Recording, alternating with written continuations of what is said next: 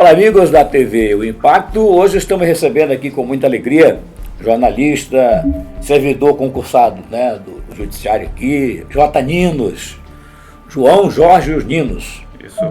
Conhecidíssimo aí na comunicação como J. Ninos.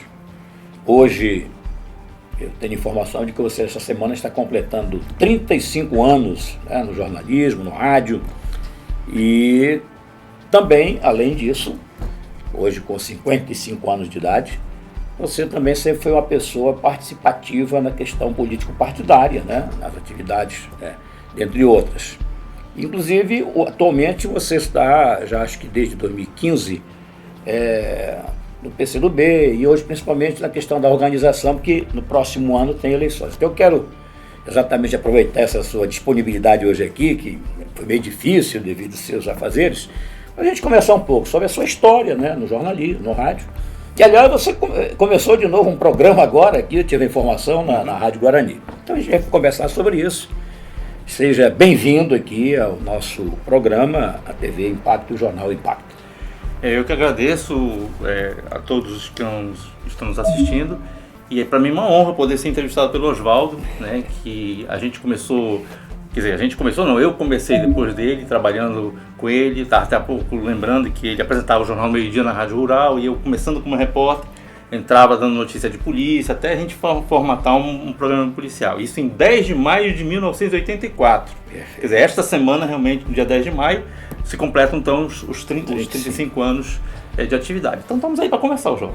Bem, o J. Ninos, inclusive, vamos lembrar um pouquinho esse programa aqui, porque naquela época foi um programa que chegou assim, digamos, de impacto, aproveitando até aqui o nome do nosso jornal e da TV, e conquistou a preferência do público pela forma como ele era apresentado, né, com os personagens que vocês criaram. Fale um pouquinho desse programa aí. Eu comecei em 84, eu já tinha uma atividade social como jovem, em movimentos de bairros, né, e tinha aquela coisa do polêmico. Tanto é que quando cheguei lá, pensando, tu faz muita polêmica e virou o repórter polêmico. Repórter polêmico, esse é a sua marca. Exatamente. E essa polêmica me acompanhou, já tive muitos problemas, processos, brigas com as pessoas e tal. Mas quem me conhece perto, não sou tão polêmico assim, sou bem quieto. Não, eu diria que você é muito polêmico no momento de defender suas posições. Exatamente. Tal, né? Aí eu não abro mão, né? Perfeito. É nesse sentido que eu digo radical do termo raiz. Sim, né? sim. Trabalhar e você defender suas posições. Suas convicções. Convicções, mas sempre mantendo respeito com quem pensa diferente. Eu acho que isso é interessante. E quando você está no microfone, você tem essa coragem, né? Eu acho que faz parte de ser jornalista.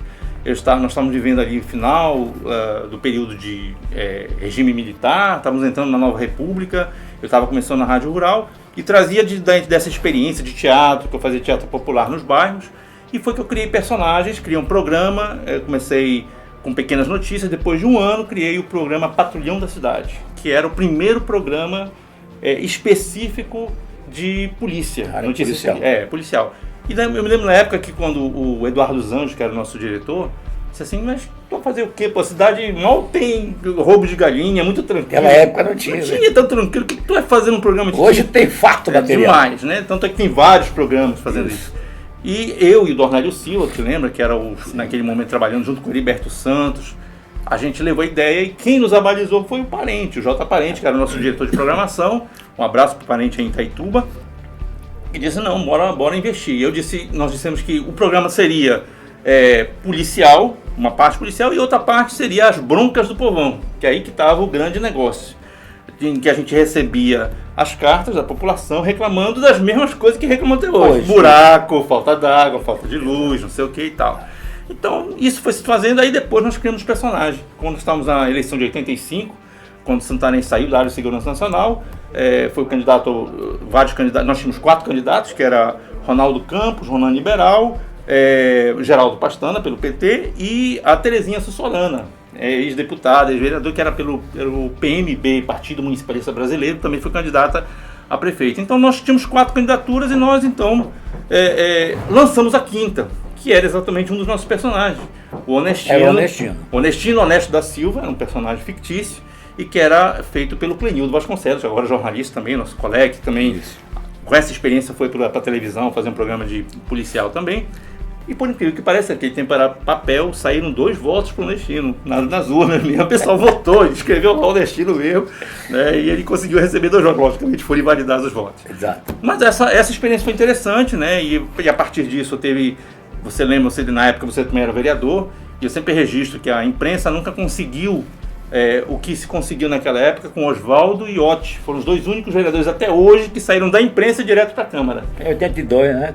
82, aquela eleição que foi 6 anos de mandato. Depois disso, só o Oswaldo ainda conseguiu se reeleger, mas já não estava em 2000, mas já não estava tão ligado à imprensa, né? Isso. Mas de qualquer maneira era uma pessoa adivinha. Mas de lá para cá ninguém da imprensa fez. Então acho que é importante que o pessoal da imprensa continue tentando para ter uma representatividade da área de comunicação, seja na Câmara ou seja na Prefeitura. Tá certo. Vamos já chegar, inclusive, nesse ponto lá.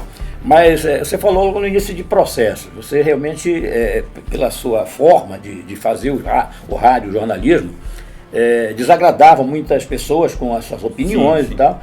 Isso chegou a muitos processos mesmo? Eu tive pelo menos uns... Chegou a processos de condenações ou não? Não teve condenação, mas teve processos que seguiram. Pelo menos eu fui um dos primeiros repórteres naquela época a ser processado por um prefeito.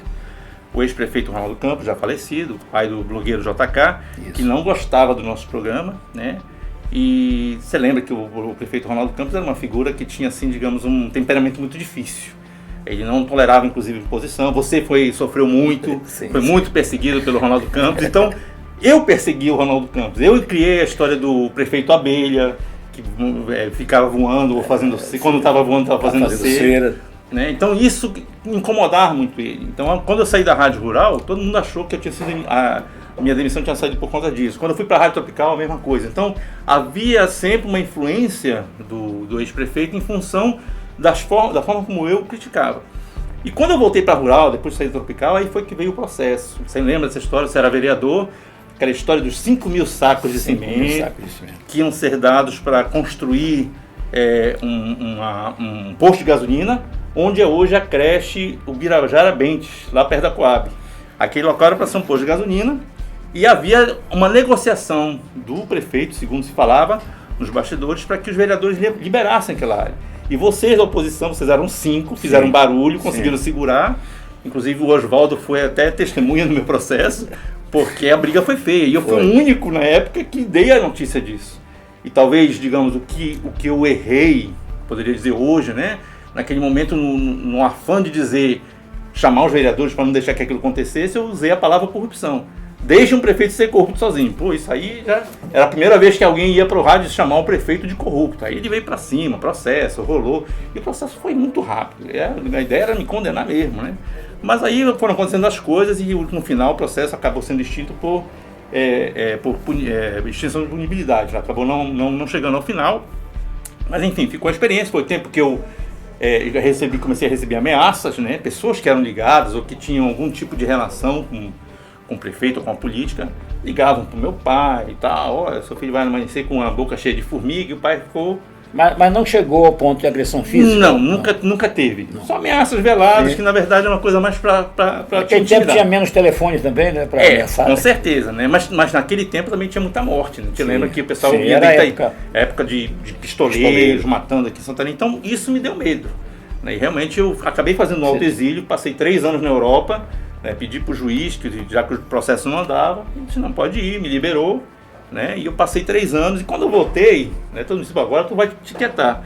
Aí que eu cheguei, fiz logo uma crítica para o prefeito Ronaldo liberar o processo de novo. Ia ter processo, mas acabou não acontecendo. Foi só mesmo ameaça. Né? Tá vendo aí, ó, vocês estão acompanhando porque que ele era conhecido lá desde o início da carreira como repórter polêmico. Né?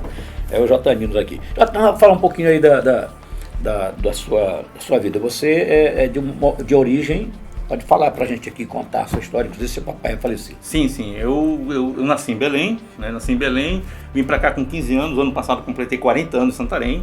Né? Não tenho título de cidadão santareno, mas sou santareno de coração.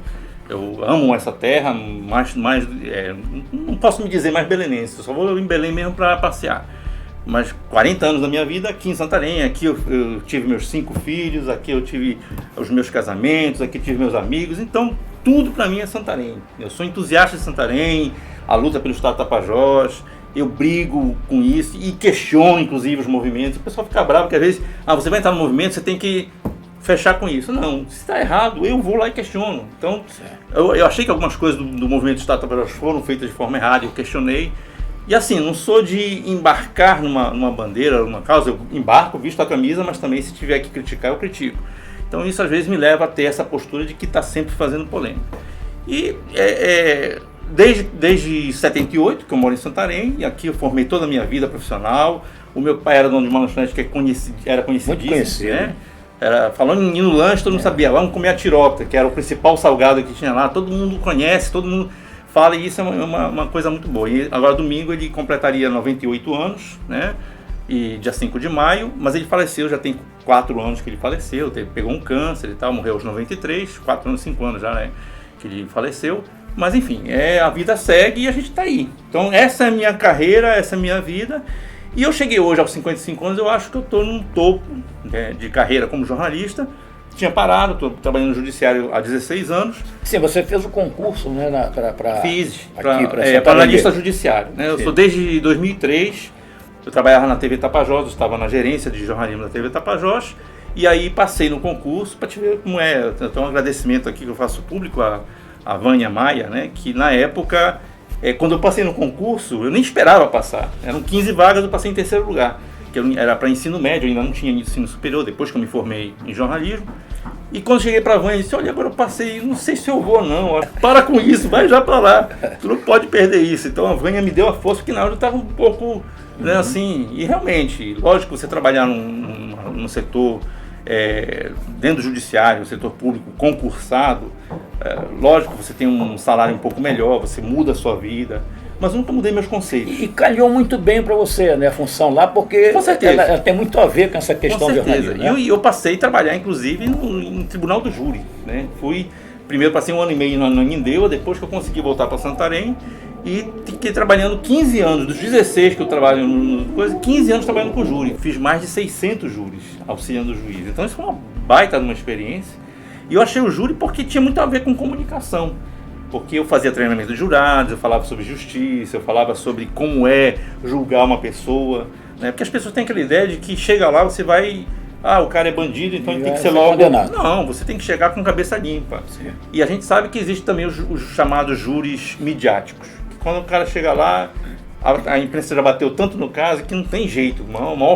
Já chega condenado. Chega condenado. Muito difícil, né? E você tentar mudar a cabeça que o cara tem que sair limpo ali. Então, esse trabalho tem que ser feito. Não é uma questão de puxar para um lado para o outro. E é justamente essa lição, vivendo na justiça, que foi interessante para me amadurecer esse lado. Porque se antes havia aquela coisa de eu sou só esquerdista e só o que é ligado à esquerda me interessa, não. Eu tenho que ter uma posição, enquanto jornalista, de você ter uma visão holística da coisa, ou seja, você ter uma visão do todo. E você assume o esquerdismo. Sou esquerdista, sempre fui. Certo. Sempre fui esquerdista. O comunismo é uma coisa assim pesada de dizer, as pessoas falam muito sobre isso. O comunismo é uma filosofia criada pelo filósofo alemão Karl Marx, que fala, a própria palavra comum, comunismo tem a palavra comum dentro. A ideia dele, meio utópica, de que um dia a gente vai conseguir todo mundo ser comum. É difícil. Ainda a grande força do capitalismo, mas a gente tem que brigar por isso. Então, eu acredito, na verdade, não na implantação de um comunismo no futuro. Isso é muito difícil. Mas, pelo menos, um processo para se transformar num país mais socialista, ou pelo menos social-democrata, que nós não conseguimos chegar. Nós tínhamos um partido que era da social-democracia, que você conhece, mas que não conseguiu nem ser social-democrata como era a social-democracia na Europa. O PT foi mais social-democrata do que o próprio PSDB, porque ele fez um governo... Mas você teve também convivência no PT, né? Você foi Sim, filiado do PT. Exatamente. Antes de estar na rádio, eu já tinha essa atuação, e eu me filiei com 18 anos. Concorri a vereador em 92, primeira vez, e fui até 2007. Foi quando eu pedi para sair, quando surgiu o escândalo do Mensalão. Então aquilo ali não ficou para mim muito claro. Eu achei que o PT e algumas lideranças cometeram erros, né? E acho que isso não foi bem explicado. Eu achava que o PT naquele momento precisava cortar na carne, e eu peguei e saí. Faltou a meia culpa. E eu saí, passei 4 anos sem nada, e aí depois eu decidi voltar, mas tinha que voltar pela esquerda. Qual era o partido que tinha mais proximidade das minhas ideias? Era o PCdoB, que é um partido pequeno, que estava se estruturando aqui. Começou em 2008, ele já tem 11 anos de atividade em Santarém, Eu procurei as lideranças, me filiei e comecei a trabalhar desde 2011, já para a campanha em 2012, ajudei, aí o PCdoB acabou fechando ainda com o PT, ajudamos a campanha da Lucineide em 2012, e em 2016 nós decidimos, pela primeira vez, nos desvincular do PT. E fomos e nos fechamos com o PSOL, que era um partido novo também, que saiu de dentro do PT, e com a Rede, e apoiamos o professor Márcio Pinto, né? E eu fui candidato a vereador em 2016. Então de lá para cá a gente vem trabalhando isso. Pode até ser que no futuro a gente volte a trabalhar com o PT ou não, nós não temos hoje problema.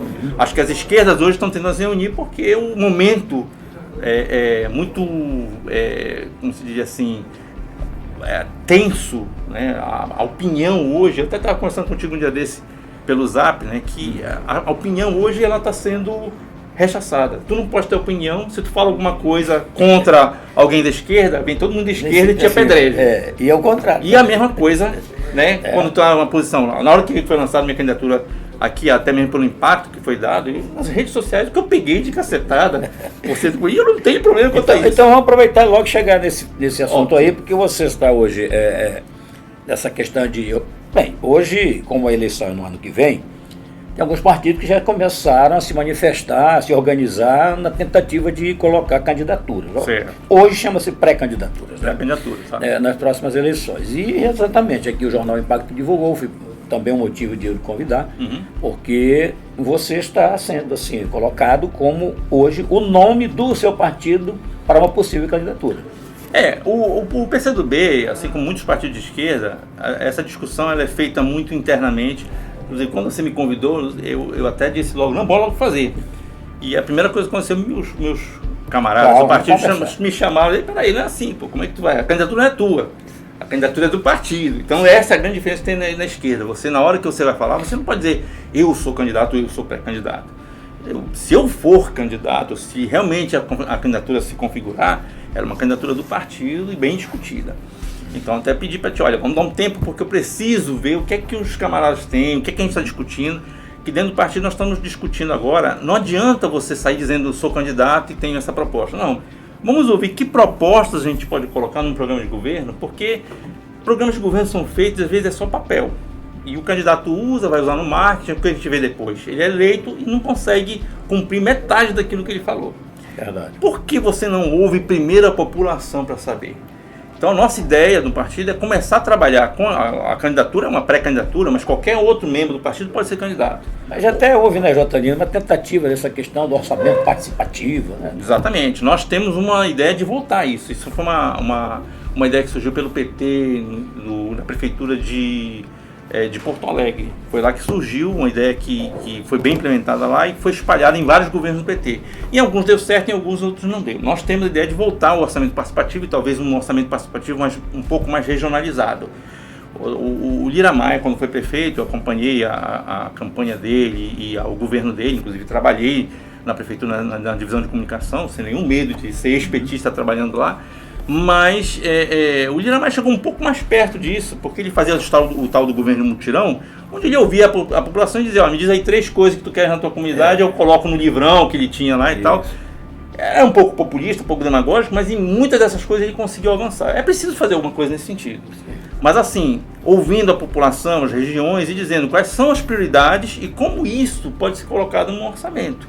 Porque não adianta você dizer, vou fazer isso, vou fazer aquilo, se você não tem orçamento. E às vezes tem o orçamento, não tem a receita, né? Não tem a receita, exatamente, porque o orçamento é uma coisa fictícia, tu sabe disso. Tu tá ali, tu tá dizendo, estamos prevendo isso, mas se não entrar o dinheiro do IPTU, se não entrar as receitas...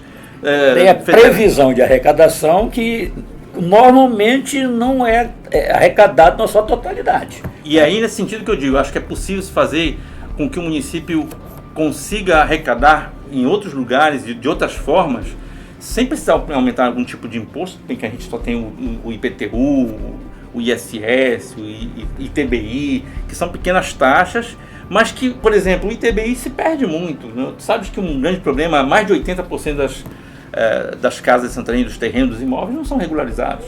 Então, o atual prefeito chegou a falar que ia fazer isso, está começando a trabalhar em alguma coisa nesse sentido, mas é preciso fazer isso. Regularização de imóveis, áreas que precisam ser vistas, onde dentro do plano diretor, onde essas áreas podem ser ocupadas por planos habitacionais, com recursos, com empréstimos e tal, para dar casa para esse povo e não fazer isso que está aí, o pessoal ficar ocupando áreas ou invadindo áreas, enfim, criando conflitos, né, como esse da CISA Buriti, que destruiu uma grande área ali para um grande projeto imobiliário, né, e que botou tudo para baixo e de repente o pessoal invadiu e aí fica essa briga. Agora parece que houve já um acordo, né, vai ser retomado, a gente espera que realmente o acordo seja cumprido. Então é importante que aconteça esse tipo de debate. Eu quero colocar a candidatura, caso ela vingue até lá, né, porque nós sabemos que as candidaturas só vão ser confirmadas lá em julho do ano que vem. Sim. Então até lá muita coisa pode rolar, a gente pode fazer, no final, chegar à conclusão que não é minha candidatura, mas vamos apoiar outra, né, ou vamos manter a candidatura mesmo que a gente saiba que a possibilidade de chegar lá é mais difícil, mas por quê? Sempre lembro o Edmilson em Belém, lembra? Em 96, Edmilson Rodrigues, que ele perdeu a... 96 não, foi 92, que os grandes nomes eram Elcione Barbalho e o candidato do Hélio Gueiros, que era o Ramiro Trindade. E os dois batalham, só que eles brigaram tanto na televisão que o Edmilson Rodrigues, que era do PT, não fez o barulho e de repente foi lá e se elegeu. Né? Então tudo é possível. Existem também os azarões na política que podem chegar lá, por que não? Em relação a partido, vamos falar aí, tivemos alterações na legislação, inclusive não teremos mais as coligações nas proporcionais. Exatamente. Mas as coligações na majoritária continuam. E eu lhe pergunto, o PCdoB estaria também aberto a coligações, mas para o lado esquerdo? Tudo é possível. O PCdoB já fez coligações com o PMDB, com o PSB, com partidos de centro. Nós tínhamos sempre uma postura de não fazer coligação com partidos de direita ou de extrema-direita. Mas a postura do PCdoB é trabalhar com partidos de centro-direita, centro-esquerda, esquerda, enfim. O principal é manter na discussão dessa candidatura o que nós defendemos como coisa que nós não abrimos mão. Então, se a gente vai chegar a fechar uma coligação com o partido, isso tem que ser respeitado. Então, basicamente, é esse debate que a gente vai fazer do ponto de vista político. Nós queremos, no momento que fizer isso, tudo bem, nós vamos participar, mas nós queremos que determinados projetos nossos, que estão no nosso programa, sejam contemplados. Hoje, J. Ninos, para Santarém, na sua visão pessoal, né, e pela experiência toda que você tem, o que Santarém precisa para ela seguir um rumo realmente aquele que o povo deseja e precisa? Santarém, o grande problema de Santarém é que ela é sempre Santarém a terra do futuro. Todo o tempo o pessoal dizendo é a terra do futuro. A gente precisa transformar Santarém em a terra do presente. Nós estamos numa situação geográfica sempre privilegiada, mas sempre lembro o que fala o nosso amigo Cristóvão Sena, que Santarém, historicamente, ela sempre foi um entreposto comercial e ela continua sendo. Na verdade, nenhum prefeito ainda conseguiu transformar Santarém em algo que saia daqui. Na verdade, acaba sendo um ponto de encontro, por estar diametralmente ligado ao Mato Grosso, Belém, Manaus, e está bem no meio, está no coração da Amazônia. Então, todos os projetos que tem hoje para Santarém, sejam projetos agropecuários, com a soja chegando, sejam projetos de exploração extrativista, Santarém está nesse entorno. E aí a gente fica sendo apenas um corredor para passar. Então nós precisamos ter uma atividade mais proativa nesse sentido. Primeiro, eu acho que isso já foi falado por vários candidatos, sempre é falado isso, mas nós temos as nossas belezas naturais que devem ser usadas como um caminho para o ecoturismo, para o turismo, fazer com que isso realmente dê rendas. Hoje só se fala de Alter do Chão, mas nós temos toda uma cadeia de praias que podem ser exploradas nesse sentido, e dando incentivo para que o microempresário, o microempreendedor ou mesmo as grandes empresas possam explorar isso de forma sustentável, logicamente, né? E não ver esse potencial de recursos humanos de repente se perder porque existe um projeto agropastoril ou um projeto agromineral, projeto mineral, né, de extração mineral, de repente ocupando espaço e terminando com uma praia, terminando com um espaço. Nós já perdemos alguns desses espaços que ficaram só nas músicas do passado. Vera Paz, Maria José, agora o próprio Juá, né? Você tem praias que estão na nossa música que de repente ficaram só na música. Por que não explorar isso também para isso? E aí vem também o microempreendedorismo. Eu, por exemplo, imagino, não entendo porque nenhum prefeito até hoje não transformou uma ideia tão simples que há anos e vários prefeitos em Belém fazem, que é aproveitar o grande espaço que é a Praça da República, você conhece lá, que aos domingos está lá para você fazer suas vendas com todo tipo de empreendimento. A gente poderia usar isso numa Praça São Sebastião, por exemplo, em que todo pequeno microempreendedor pudesse estar lá, fazer a apresentação dos seus produtos. Seria uma entrada de uma renda no final de semana, enquanto ele fica ocioso, fazer o entretenimento e a venda. E com isso fazer o microcrédito, fazer projetos de capacitação. Muitos prefeitos já fizeram, mas assim de uma forma um pouco espalhada. Então é preciso concentrar isso dentro de um programa. E a questão ambiental também, a gente discute no partido, uma ideia que o partido tem, nós queremos mais áreas arborizadas. Né? É impossível uma cidade como Santarém, com o calor que tem, estar assim sem árvores. Né? Hoje, se você olha para a cidade por cima, você só vê árvores nos quintais, mas nas ruas pouco. E os poucos espaços que estão dentro da cidade, como por exemplo o Parque da Cidade foi acompanhado, foi consolidado, foi um grande mérito da Maria do Carmo na gestão dela, que foi mantido pelos outros governos, é preciso fazer outras áreas desse tipo. Por exemplo, o Salbal. Para nós, a gente acha que tem que ser feito um parque, é uma APA e está sendo desrespeitada. As pessoas estão entrando lá, estão jogando lixo, detritos, especulação imobiliária, tanta coisa em um espaço bonito que poderia ser transformado lá para as pessoas poderem ter um outro meio de fazer entretenimento no final de semana. Hoje você sai de final de semana, você vai para onde? Se você não for para um barzinho, para uma festa, você vai para a orla. Todo mundo cai para a orla, porque é o espaço livre, a nossa janela aberta. Mas por que não criar outros espaços? O cara poder ir lá no Salbal com a família, com segurança, poder vivenciar de perto, ou mesmo em outros espaços que possa ter zoológico, como tem o da UNAM, o zoológico da UNAM, coisas desse tipo. É preciso organizar a cidade dentro do que já está previsto no plano diretor, mas com projetos pensando uma cidade que vive no meio da Amazônia, mas que começa a pensar em asfalto. Eu não consigo entender por que a gente tem essa mania por asfalto. Sabe? É possível você trabalhar, por exemplo, em ruas, todo prefeito passa, sabe disso. Para você conseguir asfalto é caríssimo. Você precisa de recursos externos que você não consegue. Acho que tem todo de 1 quilômetro, 1 milhão, mais ou menos, isso há muito tempo já. Então, aí vai fazer lá, o que acontece? Você asfalta algumas ruas, mas um asfalto não é de qualidade, daqui a pouco não tem recuperação, e vem outro prefeito e vai recapear aquilo, ou vai fazer tapa-buraco, e a cidade continua do mesmo jeito. Então você teria que fazer um plano em que pelo menos as principais ruas tivessem isso, mas não precisa que as secundárias tenham isso. Por exemplo, eu penso num projeto que é possível se discutir e que aliaria também emprego e renda, você criar pequenas usinas de construção de blocos dentro dos bairros, em que associações pudessem fazer, e dentro disso fazer não o que o Lira Maia falava de mutirão, mas uma palavra nossa mesmo, que é puxirum. Um puxirum mesmo, em que todo mundo pudesse dar a sua mão de obra naquela rua, pudesse asfaltar determinados becos, determinadas ruas pequenas, construindo com o próprio bloco que é construído lá mesmo, feito lá mesmo dentro daquela comunidade. Isso você falando de cidade. Certo. Então é possível também você ver essas questões sempre junto com o povo, aquilo em que o município pode ajudar, e não uma coisa paternalista, que esse é o grande problema, acho, de todos os governos. Eu vou fazer porque eu sei, porque eu conheço e tal. Por que não dizer, o que é que vocês querem que eu faça? Vamos conversar, o que é possível fazer? É nesse sentido que eu acho que orçamento participativo não é só botar no papel. Mas qual é o papel do povo? O povo também tem que entender que a cidade é sua. Né? Na hora que ele joga lixo na rua, ele também está destruindo. Depois ele vai dizer, o prefeito é o culpado. Mas ele jogou lixo na rua, esse lixo entupiu a galeria pluvial. Né? São 40 quilômetros de galeria, ainda na época do Rui Correia foi feita uma limpeza, mas de lá para cá não sei como é que ficou.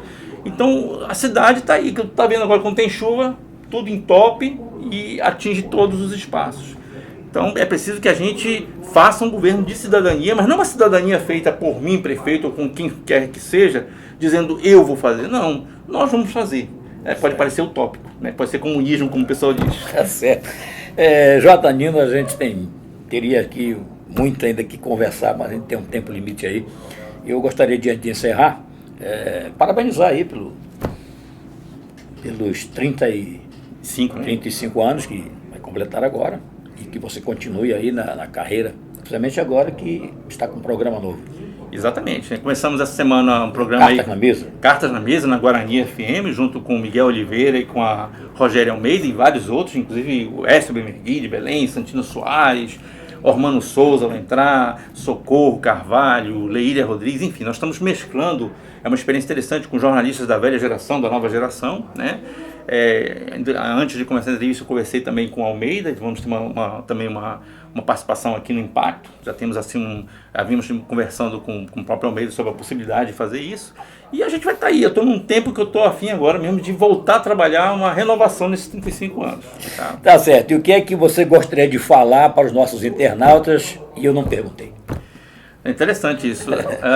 Bom, eu diria que tudo foi contemplado, você conseguiu, até porque é muito fácil entre comunicadores falar. O que tem que fazer é segurar, porque quando a gente está conversando, radialista, jornalista, a gente fala muito.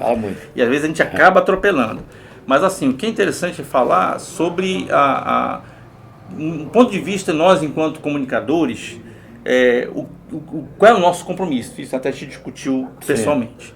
Para mim, o principal momento hoje, para nós que somos comunicadores, é ter o discernimento. Isso eu estou falando para os meus colegas jornalistas, blogueiros, que às vezes blogueiros dizem que não são jornalistas, mas eles são comunicadores. Os radialistas, a gente tem que ter o discernimento de não ficar espalhando as chamadas fake news. Isso afeta a gente demais. Esse negócio de fake news é notícia falsa. É notícia falsa. Tu te lembra disso, que na época de campanha tinha notícias falsas para candidato, que mandava... Tu foste muito vítima disso, que não se chamava fake news, eram aqueles folhetinhos, de chamar o cara disso e daquilo. Isso já existe há muito tempo. Agora só deram um nome... Feio para ficar bonito. Para ficar bonito, mas é feio. Boato é feio. Tudo que... Mentira. É mentira. Eu acho que a grande responsabilidade do jornalista, daquele que se propõe a informar, é informar a realidade, a verdade. Exatamente. Ele não pode fugir da verdade. Exatamente. Criar fatos não é exatamente. Notícia. Criar fatos é mentir. E mentir não adianta. E o principal é isso. Eu acho que nós temos que ter essa responsabilidade, porque hoje o país está do jeito que está, exatamente por isso.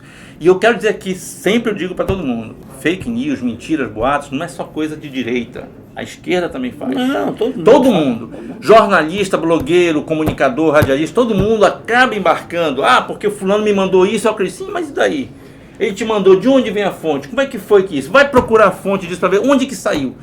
Saiu do jornal tal, que é ligado... Quem, como, por quê? São as 6 perguntas básicas que a gente tem que ter, né? Então, para mim, essa é a pergunta que não é só para mim, mas para todo jornalista, todo comunicador, radialista, a importância de se perguntar por que eu estou nessa área. Comunicar, eu vou aqui lembrar, para mim, um comunicólogo, que não era jornalista, mas um cara fantástico que já morreu, não sei se você conheceu, o Palhaço Magnólio, né, que era o expósito, era da PSA, né? Ele deu uma aula para a gente no tempo, uma palestra no curso de comunicação, e ele dizia que ele fazia um negócio interessante para explicar o que é comunicar. Ele dizia, vocês sabem o que é nicar? Nicar, né, é quando o pintinho está querendo sair do ovo, então ele fica ali. Nicando, né, para quebrar a casca do ovo. Comunicar é isso, é a gente querer todo tempo sair, comunicar para sair do ovo. Então, na verdade, a ideia de que comunicar é uma coisa que está sempre descobrindo uma novidade. Ninguém pode dizer, porque eu tenho 35 anos, ou porque tu tem 40, 50 anos de experiência, eu sou o bambambam. Nada. Nós estamos sempre aprendendo, nós estamos sempre nos renovando. Se isso não for assim, então é melhor não ser comunicador, ser blogueiro, ser radialista, ser jornalista. Né? Você acaba sendo apenas um reprodutor de informações, às vezes, falsas. Tá certo. Olha, foi muito bom a gente conversar aqui, com certeza teremos outras oportunidades. A gente deseja êxito aí na sua carreira, não só na questão político-partidária, mas também na jornalística e até mesmo na parte profissional como servidor público, né? E no coração também, né? Bom, né? E no nosso Botafogo. Botafogo começou bem. Começou bem, mas é isso.